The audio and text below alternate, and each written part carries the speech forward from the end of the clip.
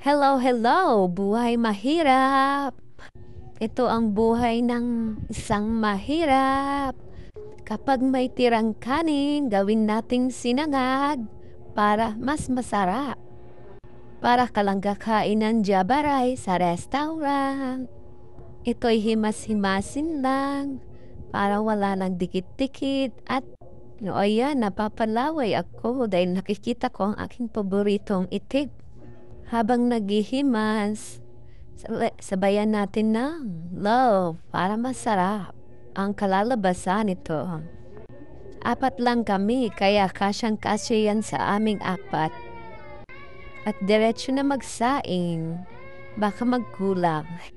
Mas mabuti ng sigurado, hugas-hugas lang ng tubig, bawal sabunin para hindi mapanis ang kanin. Kalahating bigas lang ang nabili. Pwedeng-pwede na yan, basta may kakainin. Pero mamaya na huhugasan dahil magluto muna ng sinanan. Mag-init muna tayo ng tubig. Yan muna mauunap. At ang masarap na kapartner ng sinangag ay ang itlog. Tatlong peraso ng itlog. Kasya na rin sa amin. Tanggal-tanggal naman ang shell, baka makasama sa pagluluto. Mahirap na makain yan. Mahal ang gasol, kaya sa pugon lang muna tayo.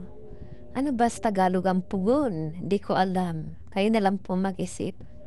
Sa uling lang po iyan. Isang uling, 10 pesos po iyan na uling. Kaya nakakaluto na rin ng madami. Pwede ka na rin mag-init, magluto ng kanin, magsinangag, at saka magluto ng itlog. O diba? Isang uling lang yan, 10 pesos. Kasya na. Gamit lang ang papel sa pagsisigang para mabilis masindihan ang uling. O ayan, nagkakaroon ng apoy. May apoy na, kaya paypayan na, paypay tayo. Unang isasalang ang takore. Mauuna muna ang pag-iinit ng tubig para madali lang. Thank you for watching.